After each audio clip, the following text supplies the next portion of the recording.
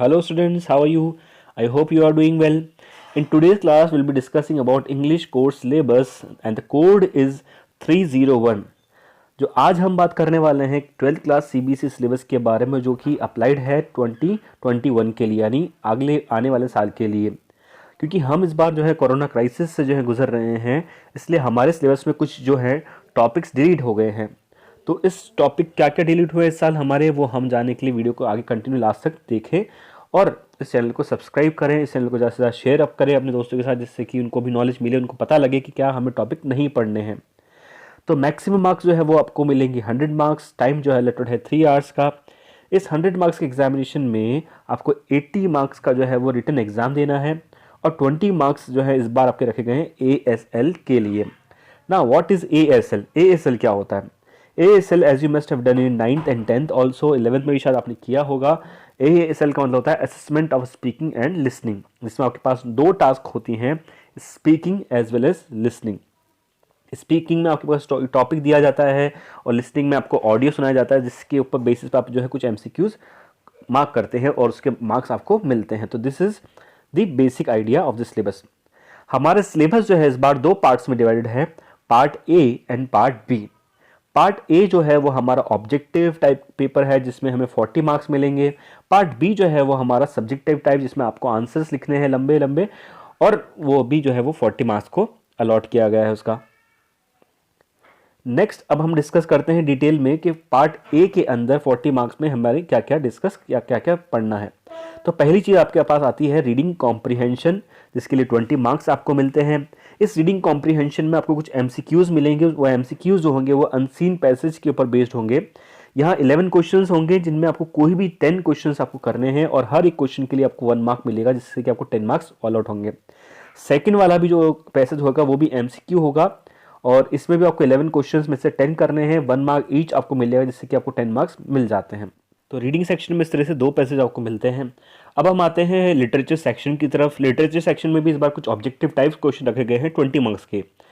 तो इसमें जो क्वेश्चन नंबर 3 जो हमारा पेपर का बनता है वो है MCQs, और ये MCQs जो है वो प्रोज एक्सट्रैक्ट से हैं। प्रोज एक्सट्रैक्ट का यहाँ पर मतलब हुआ कि आपने फ्लेमिंगो और विस्टास में जो चैप्टर पढ़े हैं उनमें से किसी भी 3 चैप्टर में से 3 जो है एक्सट्रैक्ट होंगे और वहाँ पे आपको कोई भी 2 जो है वो अटेम्प्ट करने हैं, यानी चॉइस है यहाँ पर 3 में से कोई भी 2 जो है वो एक्सट्रैक्ट करने हैं और ये 3 जो है वो फ्लेमिंगो और विस्टास में से होंगे। 2 फ्लेमिंगो से 1 विस्टास से या 2 विस्टास से 1 फ्लेमिंगो से, वो कैसा भी कॉम्बिनेशन हो सकता है। और हर एक एक्सट्रैक्ट के लिए आपको 4 मार्क्स मिलेंगे, जिसका मतलब यह है 2 एक्सट्रैक्ट करने पर आपको 8 मार्क्स यहाँ पर मिलेंगे। नेक्स्ट बढ़ते हैं क्वेश्चन नंबर 4 पे, MCQ ऑन पोएट्री एक्सट्रैक्ट। यहाँ पे हमारी फ्लेमिंगो बुक में जो है वो पोएट्रीज दी गई है, कुछ पोएट्री नहीं है, वो आगे चल के हम डिस्कस करेंगे। तो जो पोएट्रीज हमें इस बार मिली है उनमें से MCQs जो है वो पोएट्री बेस्ड होंगे। अब इसका क्या मतलब हुआ? इसका मतलब हुआ कि आपको पोएट्री की कुछ लाइंस जो है दी जाएंगी और after reading out the poetry lines आपको जो है वो MCQ क्वेश्चंस को सॉल्व करना होगा। तो इट्स वेरी इजी, बहुत ही इजी टास्क है और मुझे नहीं लगता कि जो आप मेरे लेसन्स को जब सुनेंगे, समझेंगे और रिवाइज करते रहेंगे तो उसमें कोई दिक्कत आपको नहीं आने वाली है। तो यहाँ पर जो है आपको कोई भी एक जो है वो पोएट्री एक्स्ट्रा करना है और उस एक एक्स्ट्रा को करने पर आपको 4 मार्क्स मिल जाते हैं, यानी एक MCQ के लिए आपको 1 मार्क मिलता है। अब हम आते हैं टेक्स्ट बेस्ड क्वेश्चन पे, यानी क्वेश्चन नंबर 5 पर, जो कि आपका टेक्स्ट बेस्ड क्वेश्चन है। चैप्टर्स और जो पोएट्रीज हैं फ्लेमिंगो में और विस्टास के अंदर चैप्टर हैं, उनमें से आपको मिलाकर जो है 10 क्वेश्चन दिए जाएंगे और 10 क्वेश्चन में से आपको कोई भी 8 क्वेश्चन करने हैं। इसका मतलब यहाँ पे बहुत अच्छी चॉइस आपको दी गई, 2 क्वेश्चन छोड़ने की चॉइस है और ये जो 8 क्वेश्चन आप करेंगे उनको 1 मार्क आपको हर क्वेश्चन के लिए मिलेगा, दैट मीन्स 8 मार्क्स आपको मिलेंगे। अब हम बात करते हैं पार्ट B के लिए। पार्ट B जो कि सब्जेक्टिव पार्ट है और यहाँ आपको जो है 40 मार्क्स उसके लिए दिए जाएंगे। तो सब्जेक्टिव पार्ट हमारा जो है पार्ट B वो स्टार्ट होता है राइटिंग सेक्शन से। राइटिंग सेक्शन जो कि आपको 16 मार्क्स का इस बार रखा गया है, पहले ये 30 मार्क्स का आया था। इसका मतलब काफ़ी रिडक्शन इसमें हुआ है और क्या क्या रिडक्शन हुआ है वो आगे हम वीडियो में देखेंगे। तो राइटिंग सेक्शन 16 मार्क्स का यहाँ पर है और जो पहला क्वेश्चन राइटिंग सेक्शन के अंदर आता है वो है नोटिस एंड एडवर्टीजमेंट। यहाँ पर एक टॉपिक जो है वो मिस कर रहा है, वो क्या है वो आपको आगे पता लगेगा। तो नोटिस और एडवर्टीजमेंट इस बार हमारे सिलेबस में है और दोनों ही जो है वो आपको रख दिए जाएंगे ऑप्शन के अंदर और दोनों में से आपको कोई भी एक करना है। वर्ड लिमिट यहाँ बताई गई है 50 वर्ड्स में आपको लिखना है और एक नोटिस या एडवर्टीजमेंट दोनों में से जो भी आप लिखते हैं बेहतरीन तरह से वो आपकी चॉइस है। 3 मार्क्स यहाँ पे मिलेंगे 50 वर्ड्स में लिखने के लिए। किस तरह से लिखना है, क्या क्या इसमें कंटेंट होना चाहिए, मैं उसका वीडियो बना चुका हूँ, और अगर आप कहेंगे तो मैं इसको दोबारा से शूट कर दूंगा। उसके बाद हमारा जो है सेकंड क्वेश्चन आता है इनविटेशन एंड रिप्लाई। इसका मतलब पहले जो नोटिस और एडवर्टीजमेंट के साथ इनविटेशन रिप्लाई आया करता था, इस बार उसको सेपरेट कर दिया गया है और उसके लिए एक पर्टिकुलर क्वेश्चन बना दिया गया है, इनविटेशन एंड रिप्लाई। यहाँ पे इनविटेशन भी आपके पास होगा और रिप्लाई भी वहां पर होगा, इन दोनों में से कोई भी एक आपको करना है। इसका आंसर भी आपको सेम 50 वर्ड्स में ही लिखना है और यहां पर भी उस आंसर को लिखने के लिए आपको 3 मार्क्स जो है वो दिए जाएंगे। नेक्स्ट हम बात करते हैं question number 3 of the writing section और part B, that is letter writing. Letter writing, यहाँ पर 2 क्वेश्चंस आपको लेटर राइटिंग में मिलेंगे और दोनों में से कोई भी एक आपको करना है। यहाँ पे इस बार लेटर में भी जो है वो टॉपिक्स को डिडक्ट किया गया, कौन से टॉपिक डिडक्ट किए वो बताऊंगा मैं आगे। और इस बार जो टॉपिक रखे गए हैं वो है job application letter and letter to the editor. यहाँ पे वर्ड लिमिट आपको जो मिलने वाली है, या इस बार जो वर्ड लिमिट रखी गई है वो है 120 to 150 वर्ड्स, यानी 120 से 150 वर्ड्स में आपको अपना आंसर लिखना है। और यहाँ पे एक लेटर जो आपको लिखोगे दोनों में से कोई भी एक, उसके लिए आपको 5 मार्क्स अलॉट होंगे। इसका भी मैंने ऑलरेडी वीडियो बनाया हुआ है और आप उसको जाके चेक कर सकते हैं।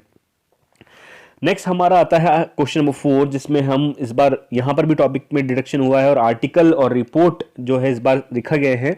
और आर्टिकल रिपोर्ट में से दोनों में से कोई भी एक आपको करना है, क्योंकि यहाँ पे ऑप्शंस इस बार फिर से रखा गया है कि आर्टिकल और रिपोर्ट करके वहां क्वेश्चन आएगा और दोनों में से एक जो आपको लगता है कि वो इजी है, बेस्ट है, या आपको अच्छे से आ रहा है उसका क्वेश्चन का आंसर, वो आप वहां पर लिख सकते हैं। उसके लिए भी आपको 120 to 150 वर्ड्स में ही आंसर करना है और उसके जो मार्क्स आपको मिलेंगे वो होंगे 5 मार्क्स। तो अगर हम राइटिंग सेक्शन की बात करें तो इस बार काफ़ी शॉर्ट इसको कर दिया गया, काफ़ी अच्छा यहाँ पे राइटिंग सेक्शन हमें दिख रहा है, काफ़ी इजी दिख रहा है और ये जो है आप 11th में भी करते हुए आए होंगे। अब हम बात करते हैं नेक्स्ट लिटरेचर सेक्शन की। Literature section which is of 24 marks. Literature section से जब आते हैं तो यहाँ पे क्वेश्चन नंबर 5 हमें मिलता है पार्ट बी का, और यहाँ पे जो आता है पहला है वो शॉर्ट आंसर टाइप क्वेश्चन। यहाँ पे आपको 6 क्वेश्चंस दिए जाएंगे और उन 6 क्वेश्चंस में से आपको कोई भी 5 आपको करने हैं। इनकी वर्ड लिमिट जो होगी वो 30 to 40 वर्ड्स होगी और हर एक क्वेश्चन करने के लिए आपको जो है वो 2 मार्क्स मिलेंगे, यानी 5 क्वेश्चंस आप करते हैं, सही करते हैं, वहाँ पे सब कुछ आपका सही रहता है, कंटेंट जो है, स्पेलिंग जो है, ग्रामर जो है, रिलेवेंट जो है अगर वो होता है क्वेश्चन के, तो वहाँ पे आपको 2 मार्क्स हर क्वेश्चन के लिए मिलेंगे और दैट मीन्स आपको 10 मार्क्स मिलेंगे। यहाँ जिस बार शॉर्ट आंसर जो क्वेश्चंस होंगे वो आपके प्रोज में से भी हो सकते हैं, पोएट्री में से भी हो सकते हैं। फ्लेमिंगो की बात कर रहा हूँ मैं यहाँ पे, या फ्लेमिंगो के चैप्टर में से भी हो सकते हैं और फ्लेमिंगो की पोएट्री से भी हो सकते हैं। उसके बाद नेक्स्ट हम आते हैं लिटरेचर सेक्शन के क्वेश्चन नंबर 6 पर। यहाँ पर शॉर्ट आंसर क्वेश्चन 3 क्वेश्चन होंगे जिसमें से आपको कोई भी 2 करने हैं और ये जो होंगे वो आपकी विस्टास बुक से होंगे, यानी विस्टास में जितने भी चैप्टर हैं और जो चैप्टर नहीं है वो तो मैं आपको बताऊंगा आगे। तो यहाँ विस्टास के जो चैप्टर इस बार रखे गए हैं उनमें से आपको 3 क्वेश्चंस दिए जाएंगे जिसमें से कोई भी 2 आपको करने हैं और हर क्वेश्चन के लिए आपको 30 to 40 वर्ड्स में आंसर करना है और आपको हर क्वेश्चन के लिए 2 मार्क्स मिलेंगे। दैट मीन्स आप 2 क्वेश्चन करेंगे तो वहाँ 4 मार्क्स आपको मिलेंगे। उसके बाद है हमारा क्वेश्चन नंबर 7 जो कि है लॉन्ग आंसर क्वेश्चन, और ये जो लॉन्ग आंसर क्वेश्चन होगा वो हमारे फ्लेमिंगो से होगा। क्वेश्चन नंबर 7 यहाँ पे प्रोज से भी पूछा सकता है, पोएट्री से भी पूछा सकता है और 2 क्वेश्चंस होंगे जिनमें से आपको कोई भी एक क्वेश्चन करना होगा। इसकी जो वर्ड लिमिट है वो 120 to 150 वर्ड्स हैं और यहाँ आपको एक क्वेश्चन करने के लिए 5 मार्क्स मिलेंगे। उसके बाद है हमारा क्वेश्चन नंबर 8 जो कि है अगेन लॉन्ग आंसर क्वेश्चन। इसमें भी आपको 2 में से एक क्वेश्चन करने हैं और यहाँ पर जो है विस्टास में से क्वेश्चन पूछा जाएगा जिसके लिए 5 मार्क्स आपको मिलेंगे। अब यहाँ तक आपको देखने से ये तो समझ में आ ही गया होगा कि हम किस किस बुक्स को इस बार पढ़ने वाले हैं, कौन कौन सी बुक्स हमारे सिलेबस में है। तो जैसे कि मैंने कहा फ्लेमिंगो विस्टास का नाम बार बार आ रहा था, तो यहाँ पे फ्लेमिंगो ही आपको लेनी है। फ्लेमिंगो की एनसीईआरटी जो आपको वो परचेज करनी है और विस्टास की एनसीईआरटी आपको परचेज करनी है। यही 2 बुक्स है जो हमारी इस बार बेसिकली चलने वाली है। हमेशा बच्चों को डाउट रहता है कि सर नॉवल है क्या, नॉवल है, नॉवल इस बार भी नहीं है। इस बार पिछले कुछ सालों से जो है नॉवल हटा दी गई है और इस बार क्योंकि बहुत ही कम टाइम है तो अब तो नॉवल होने का सवाल ही नहीं उठता है। उसके अलावा ग्रामर हमारे यहाँ नहीं है, तो सिर्फ आपको 2 बुक्स पे फोकस करना है और राइटिंग सेक्शन पे फोकस करना है। रीडिंग सेक्शन की आपको as much as possible practice करनी है, जो कि आप पैसेज को रीड करें, क्वेश्चन मार्क करें, आंसर्स मार्क करें, तो वो चीज़ आपको करनी है। अब हम देख लेते हैं सबसे इंपॉर्टेंट एस्पेक्ट कि इस बार सिलेबस में क्या क्या डिलीट हुआ है, क्या क्या हमें नहीं पढ़ना है। तो रीडिंग सेक्शन के अंदर जो पिछले मैं पढ़ाया करता था पिछले कुछ सालों से, जो कि नोट मेकिंग एंड समराइजिंग जो हुआ करता था, वो इस बार नहीं दिया गया है। बहुत ही अच्छा टॉपिक है, बहुत ईजिली यहाँ मार्क्स स्कोर होते हैं, but as you know time बहुत कम है, तो इस बार नोट मेकिंग और समराइजिंग जो है उसको हटा दिया गया है। ये हुआ आपका रीडिंग सेक्शन से। लिटरेचर से हमारे पास क्या हटा है, तो लिटरेचर की अगर हम फर्स्ट बुक देखें फ्लैमिंगो, तो फ्लैमिंगो में से हमारे पोएट्स एंड पैनकेक्स जो है वो हटा दिया गया है, जो पहले पिछले कुछ सालों से नहीं था, फिर एक साल बीच में आया और इस बार फिर से वो पोएट एंड पैनकेक्स हटा दिया गया है। उसके साथ ही हटा दिया गया है यहाँ पे द इंटरव्यू, जो कि पोएट्स एंड पैनकेक्स की तरह ही कई सालों पहले आता था, फिर बीच में काफ़ी लंबे समय तक नहीं आया और एक साल इंट्रोड्यूस किया गया, फिर वापस से इसको बंद कर दिया गया। बढ़िया, सबसे ज़्यादा चौंकाने वाली बात यह है कि यहाँ पे एक चैप्टर और जो कई सालों से कंटिन्यू चल रहा था और एक बार भी वो उसको स्टॉप नहीं किया गया, बट पहली बार गोइंग प्लेसेस नाम का जो चैप्टर है, जो काफ़ी अच्छी एक स्टोरी है, जो कि आपके अडल्टहुड के बारे में, जो टीनेजर्स के बारे में होती है, वो बताई गई है किस तरह से वहाँ पर जो है हम टीनेज में अपना ध्यान रखना चाहिए। तो एक अच्छा चैप्टर था, बट मुझे लगता है वो नहीं हटाना चाहिए था, बट एट द लास्ट शायद टाइम की कमी की वजह से वहाँ पर उस चैप्टर गोइंग प्लेसेस को भी हटा दिया गया है। उसके बाद पोइट्री सेक्शन की अगर हम बात करें, तो पोइट्री सेक्शन में भी हमारी एक पोएम है द रोड साइड स्टैंड, और ये रोड साइड स्टैंड जो कि रॉबर्ट फ्रॉस्ट ने लिखी, काफ़ी अच्छी पोएम है, बट इसको भी यहाँ पे डिसकंटिन्यू कर दिया गया और इस साल इसे भी सिलेबस में नहीं रखा गया। Although it's a very lengthy poem, जो कि एक रोड साइड स्टैंड में जो कि शॉप लगाते हैं लोग, उनके बारे में बताती है, समझाती है, पर यहाँ पे उसको भी नहीं रखा गया है। अब बात करें विस्टास की, तो विस्टास में कौन कौन से चैप्टर नहीं है। The tiger king, very very shocking. यहाँ पर जो सिलेबस का रिडक्शन का जो डिसीजन लिया, उसमें ये काफ़ी इंटरेस्टिंग चैप्टर है, जो काफ़ी बच्चों को पसंद आता है, बहुत ही मज़ा आता है उसको पढ़ाने में भी और पढ़ने में भी, बट यहाँ पर द टाइगर किंग भी यहाँ से रिमूव कर दिया गया है। उसके बाद सेकंड जो डिलीट हुआ है चैप्टर यहाँ से, वो है journey to the end of the earth, ये भी कंटिन्यू नहीं किया गया इस बार।